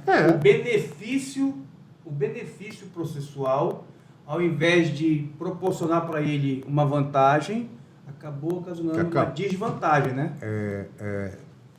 Uma vez, deixa eu me lembrar qual foi a vara penal, era juízo singular. Prenderam 2 assaltantes em flagrante delito no canal São Joaquim. Eles estavam fazendo verdadeiro arrastão. E foram presos. E nos pediram de liberdade provisória, porque é a primeira vez que é preso, é primário, de bons antecedentes. E na instrução processual foi indagado para ele. Mas vem cá, você estava ali, né? Não tinha como eles negar, foram presos em flagrante delito, tudo. Quantas pessoas vocês assaltaram naquele dia? Já tinham passado o carro umas 18. Quanto? 18. Eles pulavam, não era aquele já que pulava em cima na frente do carro com a arma? Canal São Joaquim. Canal São Joaquim. Então, Esse pessoal encara como uma profissão, né? De fato, né? Entendeu? Então vejam meta a ser quantas batida diária. vítimas, aquele indivíduo que está respondendo por um processo, E tem várias vítimas. ele Tinha feito várias vítimas. quantas vítimas ele fez? Então, colocar em liberdade sem averiguar se ele, né, se arrependeu do crime, se ele procurou de alguma forma, né, modificar a sua vida, é incentivar a reincidência criminal. É isso que vai acontecer. É como eu digo, vamos colocar todo mundo aqui em liberdade. E aí? Não demora muito, eles vão retornar. Por E tem quê? aqueles que não retornam, né? A lei de execução, ela trabalha muito a questão de ressocialização. Mas o grande problema... Se cria vários mecanismos de ressocialização. Hoje, houve até uma intervenção em 2019. Mas, doutor, no como é que você sistema vai penal, que melhorou ressocializar alguém? bastante. Hã? Como é que você vai ressocializar uma pessoa que nunca foi socializada? Essa que é a grande Aí pergunta, vem né? a questão da utopia da nossa lei. Porque obriga o Estado a procurar meios de ressocializar alguém. Aí eu faço a pergunta, mas já perguntaram para a pessoa se ela quer? Já perguntaram para o traficante que vive do tráfico? Um garoto desse de periferia que ganha no tráfico de droga R$2.000 por semana? Se quando ele sair da prisão ele vai querer se submeter a um salário mínimo? Já perguntaram para ele se ele quer isso? Difícil, né? Então é difícil a questão da ressocialização, não é fácil. Há mecanismos, né? Por exemplo, o trabalho, o estudo. E aí eu pergunto, e aquela pessoa que trabalhou, estudou, venceu na vida, consegue um cargo bom no Estado e comete crime? Você vai ressocializar também? Como? Como é que vai ser trabalhada essa pessoa? É uma podridão. É uma podridão. O que vai acontecer? Ela vai podridão começar a fazer cursos e mais. Ela vai usar o sistema, ela vai usar a lei de execução penal a seu favor. Para aperfeiçoar. Por quê? Você vai dizer que a prisão vai ressocializá-la? Ela pode se arrepender, porque eu já vi muito arrependimento, por exemplo, pessoa que se arrepende do crime. Você se arrependeu do crime, não, ela está arrependida porque perdeu a liberdade. Mas se aquela vítima sobrevive, ela ia fazer de novo. Tu acha que existe Então, um criminoso nato que não seja vítima da como? sociedade? O criminoso nato, né? Igual eu entendi a Lombroso, que já tem aquela pessoa que já nasceu mesmo por crime. Independente do que você faça, ele vai seguir esse caminho. Na verdade, eu vejo a criminalidade muito mais voltada para a situação econômica financeira do réu. É muito mais fácil você trabalhar com um homicida não contumaz, aquele que não mata mediante paga ou promessa de pagamento, né? É um caso passional, por exemplo. Aquele indivíduo vai se arrepender do crime.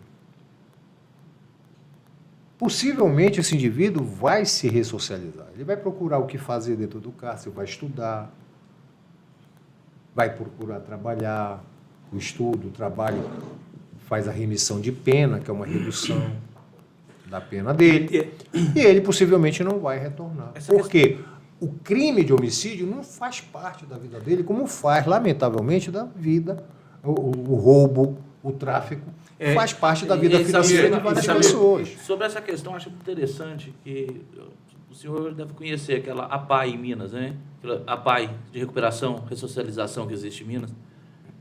Um dos fundadores dele, inclusive, ministrou uma parte do curso de mestrado em criminologia no Uruguai. E ele trouxe para a gente essa característica da APAI ressocializar mais. Só que quando a gente foi aprofundar sobre o que seria essa APAI, a gente deparou que as pessoas que estavam lá, porque elas mesmas tomam conta deles, tipo assim, não existe carcereiro. O próprio preso é o carcereiro lá. Ou seja, tem uma dinâmica totalmente diferente. Só que quando a gente foi analisar profundamente aquilo, a gente chegou a um desenho meio estranho.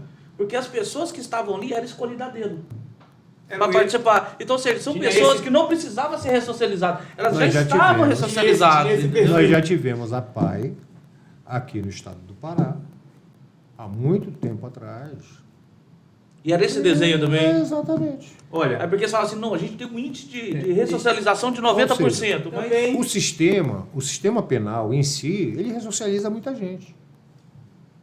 A reincidência criminal de quem termina de cumprir uma pena não é maior do que aqueles que não reincidem. Não é maior.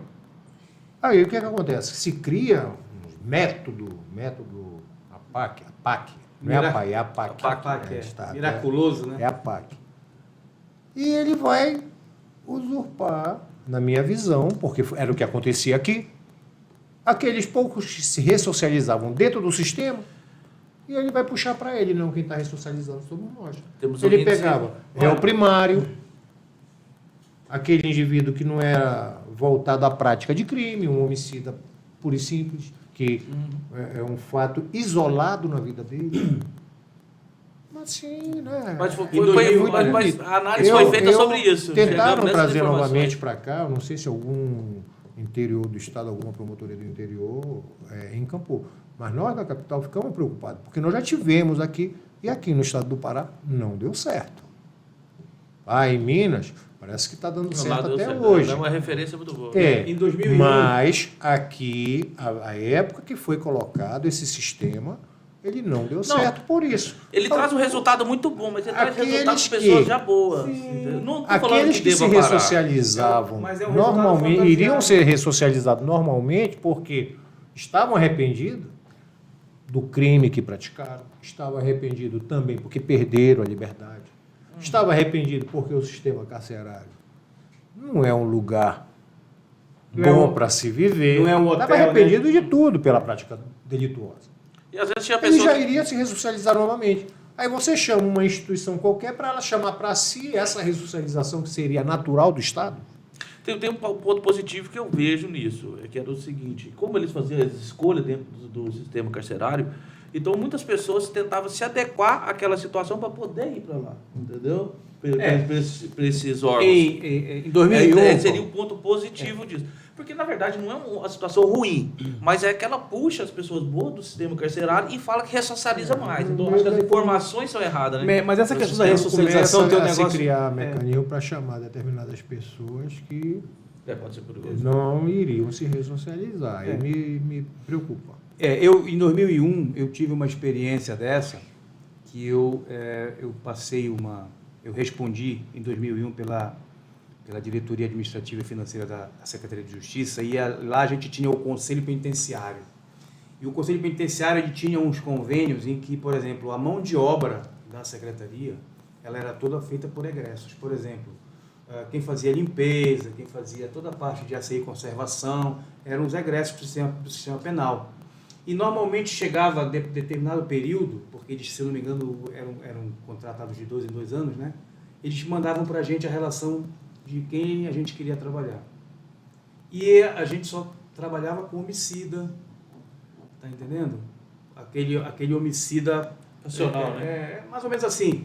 Mas a gente preferiria... Primário. Os primários e tal. Aí eu me lembro que uma vez uma servidora chegou assim, mas doutor, o senhor vai chamar um homicida para cá?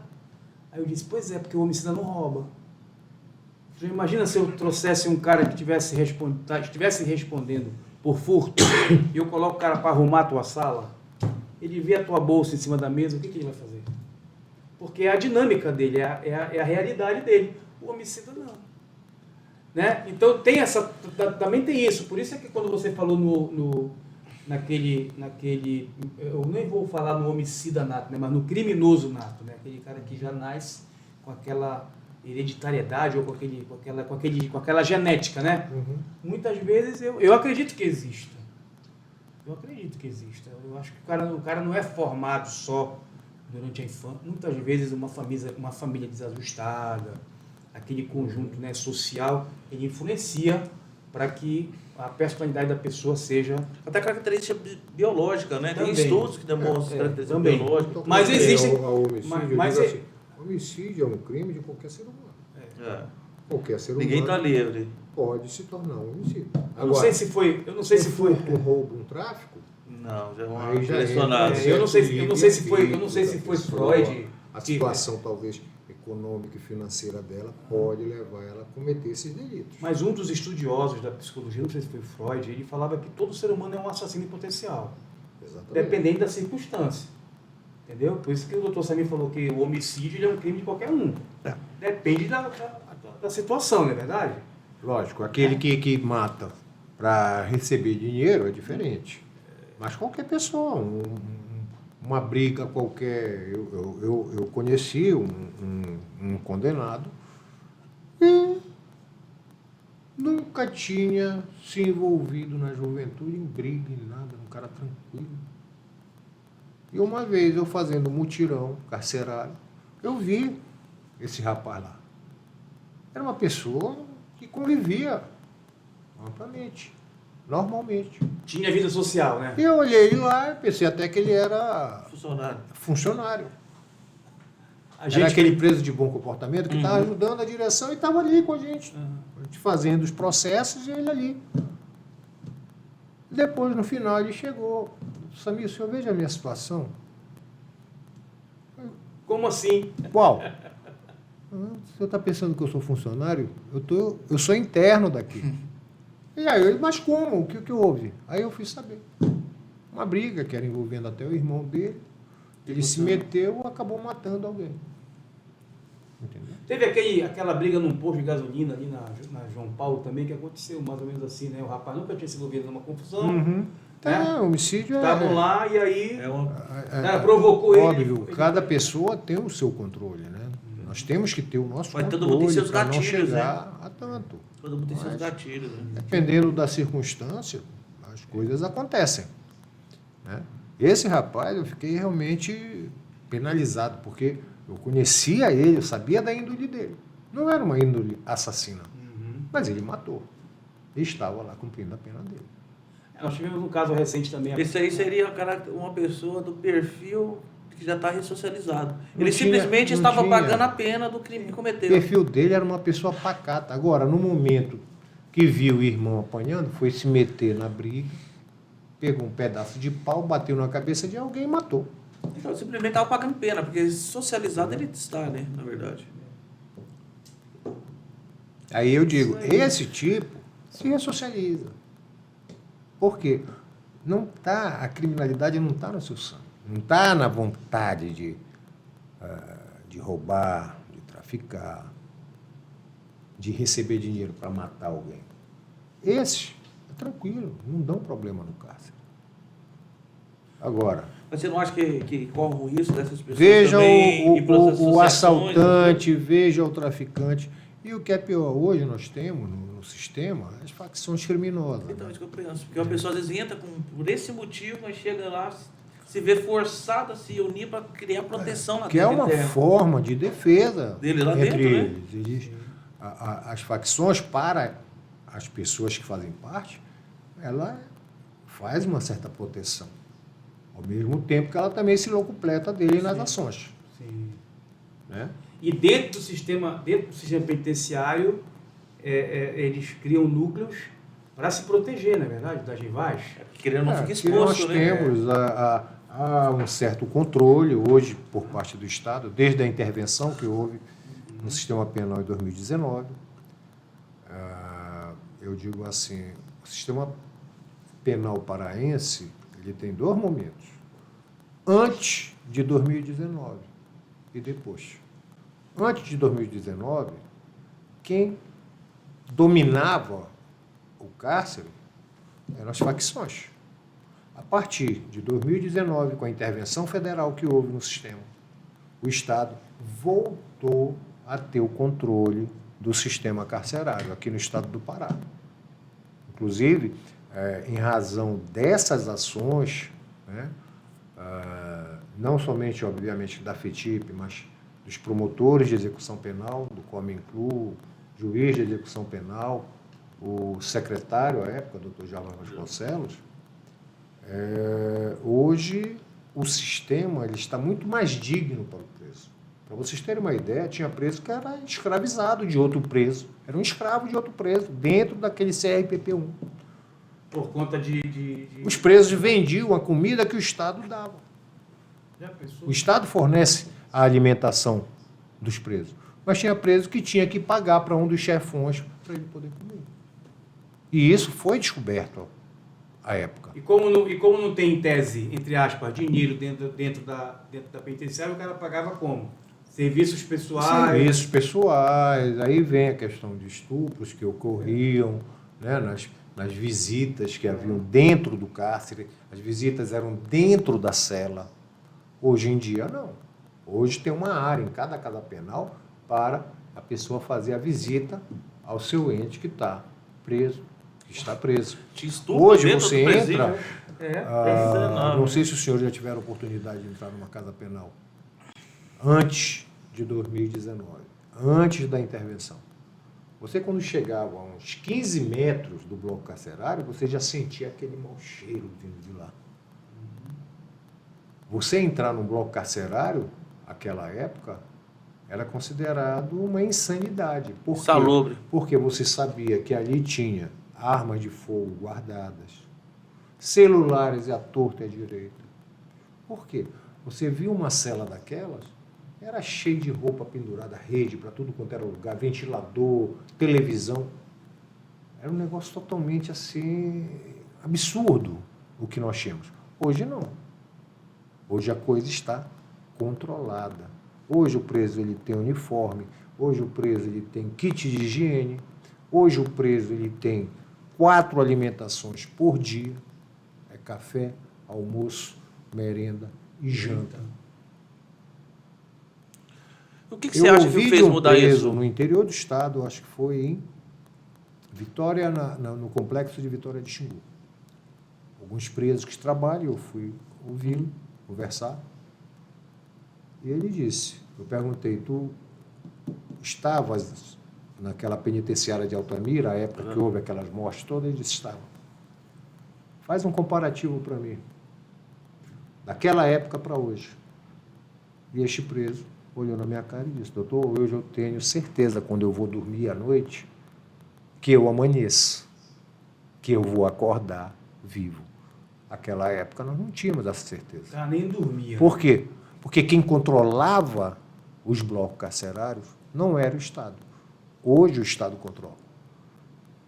E com essa intervenção foi realizado o concurso público para policiais penais, que pegaram orientações do pessoal da FETIP, que já tinha uma experiência no presídio federais. Então, hoje, existe um protocolo dentro do cárcere, né? Você pode fazer uma inspeção com mais tranquilidade, de que não vai receber um tiro de algum dos presos. A possibilidade de um motim, de uma rebelião também é menor. É bem menor. Bem menor, até porque, como eu disse, hoje tem uma organização maior dentro do cárcere. Mas tu acha que esse fato, esse ocorrido, foi um divisor de água? Foi. Ocorrido. Eu acho que o Com ocorrido certeza absoluta. como chamou muita atenção. Com certeza absoluta. Forçou as autoridades e obviamente a tomar que com isso houve também o controle em cima dessas facções dentro do presídio. Houve a separação. Eu lembro que encaminharam os líderes para a obviamente que aqui no né? estado do Pará, a facção maior é o Comando Vermelho. Praticamente todo mundo, a grande maioria dos presos são do Comando Vermelho. Mas houve a separação dessas lideranças, algumas estão isoladas, outras cumprindo RDD em presídios federais, né? Eu digo assim, hoje o Estado tem o controle das casas penais. Aí você pergunta, doutor Samir, mas está tudo perfeito? Não, ainda tem muita coisa a melhorar. Nós estamos falando de casas penais. Ter uma casa penal ideal é muito difícil de termos aqui no Brasil. Tá? Mas eu digo que hoje as casas penais, e não só da região metropolitana, né, mas também de alguns interior do estado que eu fiscalizei recentemente como membro do Conselho Estadual de Política Criminal, foi a de Altamira, a de Marabá, a de Vitória do Xingu, é uma organização, é uma coisa organizada. Então, comparativamente, nós pulamos de uma água suja para um vinho da melhor qualidade. Muita coisa ainda deve ser feita, muita coisa ainda precisa melhorar, né? O Ministério Público faz fiscalização mensalmente em cada casa penal. Só eu faço em 6 casas penais da região metropolitana. E a gente sempre procura, né, conscientizar a direção do que precisa melhorar ali, naquela casa penal. Tá? E eu acredito, né, que, a continuar dessa forma, possivelmente, todos os problemas, a grande maioria dos problemas do sistema carcerário tendem a diminuir. Um deles é esse. Hoje, um promotor, um juiz de direito, pode entrar num bloco carcerário sem medo algum, sem medo de virar refém, sem medo de receber um tiro de dentro da cela, porque até isso a fiscalização aumentou. Né? Os policiais penais, eles não são contratados pura e simples, eles são concursados. Então, ali é uma carreira de policial penal. E quando você tem um concursado, ele valoriza o seu trabalho. Temos problemas? Temos. Pontuais. No geral, eu digo que não, com relação a esses policiais penais. Um ou outro pode exacerbar uma ação ou outra, mas isso é logo apurado pela corregedoria da SEAP e tem se resolvido. Né? Mas que melhorou, sensivelmente melhorou. Eu tenho uma última pergunta, Paulo. Não sei se você vai querer fazer depois outra. Não, eu ia só fazer um comentário e uma pergunta, de fato, né? Sobre a privatização do sistema carcerário. Tu é a favor ou contra? Olha, eu não tive experiência. Já ouvi falar em alguns lugares da privatização do sistema. Eu acho que o grande risco de privatizar é talvez incentivar, né? Virar um negócio, quer dizer que o sistema carcerário vai virar um negócio para alguém. E facção Esse tem aqui dinheiro, é né? meu receio. Eu, particularmente, como promotor, eu não tive oportunidade de conhecer nenhuma casa penal que fosse privatizada. Acho que eu vi foram alguns projetos, né? Alguns métodos que tentaram implantar, mas que, como se diz, na prática não deram certo. Mas aqui no Estado nós nunca tivemos, então eu não tenho essa vivência para te falar isso é bom, isso é ruim. Eu acho que o direito penal envolve, né, o Ministério Público, envolve o Judiciário, a Advocacia, a Defensoria Pública, e envolve o Estado que tem que, né, construir as penitenciárias, dar estruturas às penitenciárias. Não sei se seria bom essa privatização, tentar comercializar a execução da pena. Num país sério funciona. Eu não tenho esse conhecimento. Eu te confesso que eu não tenho porque eu nunca vivenciei. O que eu já ouvi falar, eu não tenho também profundo conhecimento, é de que, se eu não me engano, em Curitiba tem um modelo, né, tem uma casa penal lá em Curitiba que é privatizada e que eles usam um sistema de um programa de ressocialização, assim, onde todos os presos trabalham, né, eles recebem um bônus por dia trabalhado. Esse bônus ele é, vamos dizer, acumulado e, por exemplo, no final do mês, ao invés dele receber, tem uma rede de supermercados que montam um supermercado dentro, a família vai, a família adquire os produtos com os bônus que aquele preso tem. Se não gastar tudo, o que sobrar é repassado para a família. Ele não perde o dinheiro. Está entendendo? Isso talvez até facilitasse e diminuísse essa carga pesada que é para o Estado, né, que é a questão do pagamento dos auxílios reclusão, né? Porque eu vejo que na nossa... Mas eu acho mais essa interessante questão a questão do da dignidade. Do auxílio reclusão. Eu acho que a pessoa assim vai se sentir mais digna, com mais valores, também, mais mas fácil assim, socializar. mas a gente vê o seguinte, hoje, assim, eu vejo, como o doutor Samir falou, com reservas, até por conta de todo esse sistema, né? Que, como você falou, isso vai virar um negócio para alguém? O problema é que o crime é muito organizado, né? Aí você comentou, o crime organizado tem muito dinheiro. Não sei se esses caras, de repente, vão criar uma empresa. Tá entendendo como é que é? Você é todo do sistema carcerário. É uma... Aqui no Estado. uma coisa que precisa ser melhorada muito. É o regime semiaberto. Nós já não temos casas penais do regime aberto. O indivíduo, quando chega no regime aberto, já vai para a prisão domiciliar. Nós temos aqui, na região metropolitana, uma casa penal de regime semiaberto. E está superlotada. Aquela colônia Heleno Fragoso E não aí existe mais. começa. Que é do perto de Americano. Aí vem a história da desencarcerização. Do jeito como está uma colônia agrícola, nós temos que tomar algum tipo de medida para minorar aquele problema. Sim.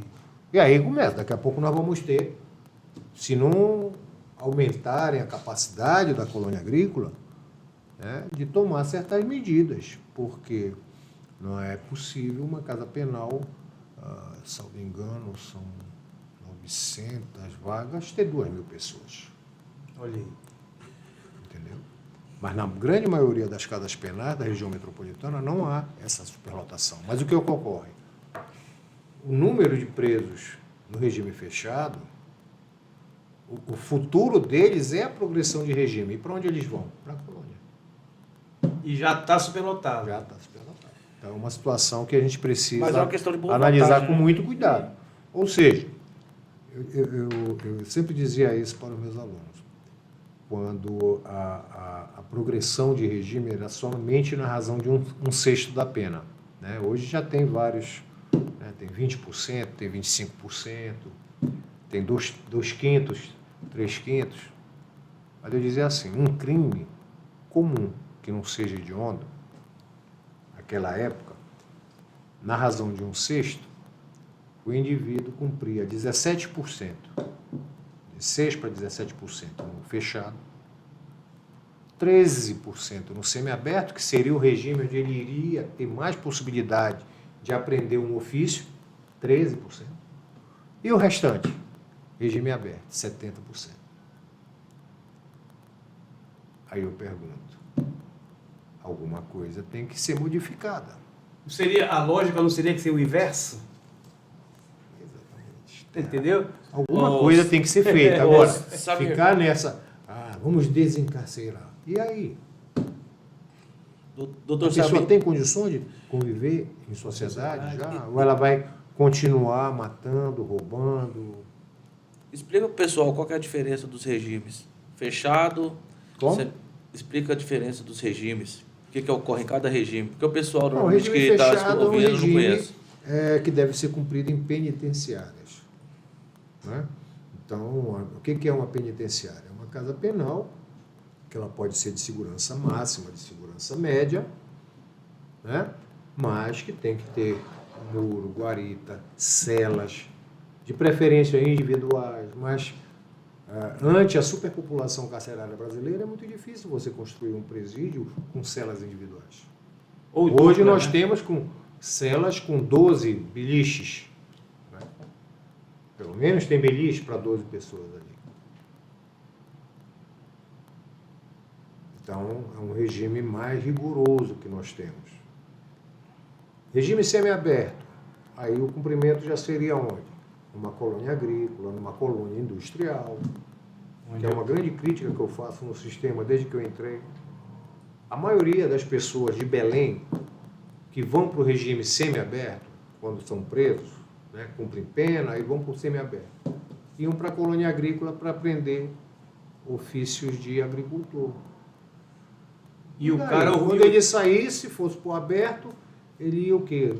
Vinha para a casa dele, mora num kitnet, ele vai fazer o quê? Vai plantar o quê no kitnet dele? Vai criar o quê no Olha, kitnet? eu vou te falar que eu tenho um problema sério na região aqui. Acho que esse pessoal tá indo tudo para lá plantar maconha. É, né? A pressão de Entendeu? maconha lá é bem Então, alta. hoje já há em algumas casas penais oficinas de trabalhos, né,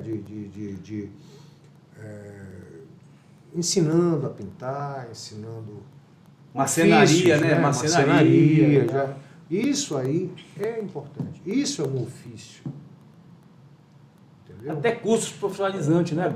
Porque, Sei lá, contabilista, o cara Tem pode... várias né? casas penais. Tem muito diretor de casa penal que se envolve nessa questão da ressocialização, que é cobrado do Estado, que ele ressocializa. Então, tem que se fazer alguma coisa. E eu digo, nada melhor do que ensino profissionalizante. Ainda mais na questão industrial, né? Ele aprender mecânica, né? A pintar uma parede. Tem que ser ensinado isso. Para que aquela pessoa, quando saia, ela tenha um ofício, ela tenha o que fazer. Para que ela não seja tentada a voltar para a criminalidade. Faz sentido essa questão do ofício quando você disse da colônia agrária, né? Porque muitas das pessoas que estão ali cumprindo pena são da capital ou da grande capital, a grande maioria. Então não teria muita lógica a pessoa sair para colônia trabalhar. Industrial. Exato. Né? Eu não digo para acabar com a colônia agrícola, mas criar uma industrial. Até mesmo dentro da colônia agrícola. Criar oficina de trabalho ali. E é bem mais fácil, né? Porque a colônia agrária. A colônia agrária requer o quê? Um grande espaço, requer volume de várias coisas, ou seja, tudo é mais complicado. Você faz uma colônia industrial, o curso você pode fazer online, a pessoa pode fazer a parte técnica dele toda online, então, ou seja, você consegue multiplicar rapidamente o conhecimento. E para a questão de prática, você não precisa de um espaço tão grande quanto na questão agrária. A questão agrária, quando fala colônia agrária, até porque eu trabalho no segmento, Paulo, a gente sabe que precisa de um espaço grande e todo tipo de material utilizado ocupa grande espaço. E nós vivemos, Paulo, num país em que o agronegócio ocupa um espaço muito grande. Né? Então, por exemplo, as casas penais elas poderiam desenvolver projetos, por exemplo, de aperfeiçoamento dessa mão de obra. Formar o técnico agrícola. Mas... Você está entendendo como é que é? Um assistente de veterinário. Assistente agrícola, né? Você entendeu agora? E não só aprender não só aprender a podar, aprender a plantar, a colher, entendeu como é que é? Poderia desenvolver outras atividades. Até porque ninguém utiliza isso. Não, pois é, que poderiam até ser aproveitadas também na indústria. Está entendendo agora? Né? Exatamente. Uma colônia industrial, pois é. Porque, na verdade, como você falou... A agrícola vai mais para o homem do campo. Exatamente. Aquela pessoa que vive da agricultura de subsistência, né? Que cometeu um crime e foi condenado. Agora, na capital, para quem mora na capital, quem mora num kitnet na capital, quem mora num quartinho, ele mais 12 pessoas, eu não vejo... Essa pessoa ali tem que aprender. Porque a questão agrária é o seguinte... Uma boa solução. Se você for em qualquer cidade do interior, tu vai ver que existem as pessoas que são do local ou que chegaram até o local e tem seus pequenos lotes agrícolas e que produzem, que é aquela cultura de subsistência, ou tem grandes empresas. Essas grandes empresas não têm um número grande de funcionários. Hoje existe muita tecnologia no campo. Então, quando tu disse esses fatores, eu fico pensando, cara, não tem local para essas pessoas trabalhar de fato. Uma, porque eles estão locados aqui na capital. E segunda, até mesmo no campo não tem tanta mão de obra assim. Eu tenho uma visão assim mais alargada da coisa, né? Numa colônia agrícola, por exemplo, o cara pode aprender mecânica para trabalhar, mecânica de quê? Mecânica de trator, mecânica... Mas seria industrial, aí já seria a questão industrial. Não, eu sei, mas aproveita tanto na indústria quanto no campo. Porque esse cara...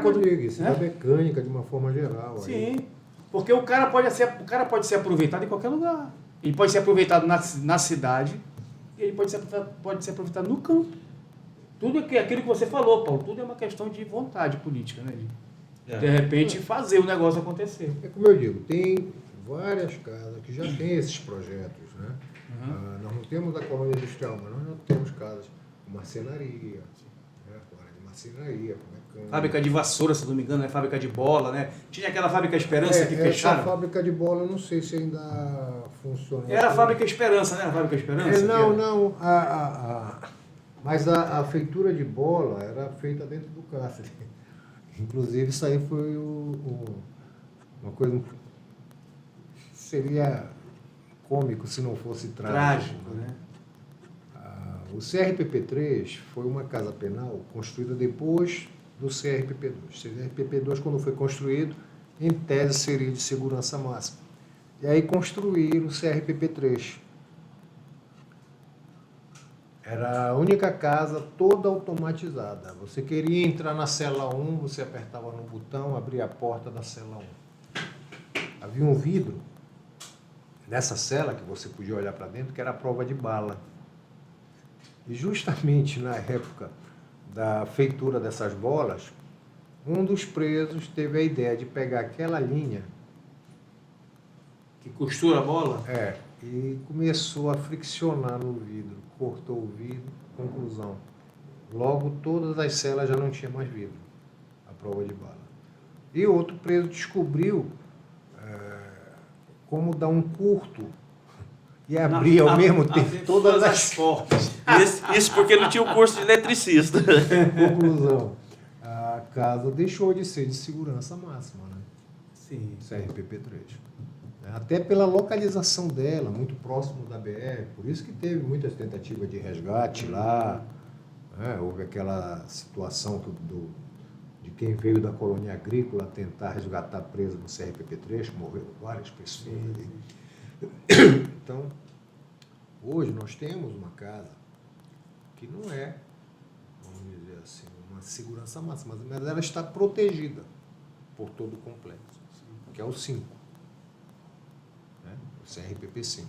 O 1, que era mais antiga, já foi desativado. Tá? Hoje ele serve mais de área para treinamento dos policiais penais. Tá? Porque aqueles blocos que ainda estão de pé não têm condições de continuar sendo uma casa penal. Não tem como. Está muito deteriorado. Muito buraco por debaixo, não sei nem como. Do túnel? Mas dentro do muro desse complexo foi criado mais uma casa penal e ela tem cumprido bem o seu papel. São 2 blocos carcerários onde os presos mais perigosos se encontram nelas. É isso. Doutor Samir, muito obrigado pelo teu tempo, né? Por ter compartilhado com todos nós seu conhecimento. E espero que seja a primeira de muitas. Eu tenho certeza que o doutor Samir vai virar sócio de carteirinha também daqui do... É bom ter uma bons sócios, né? Doutor, muito obrigado mesmo. Eu agradeço aí o convite, né, de participar desse bate-papo. É um bate-papo. Bem legal, né? é bem descontraído. A gente dá a nossa opinião, o que a gente pensa um pouco. E estou sempre à disposição. Legal. Agora vamos tomar um café.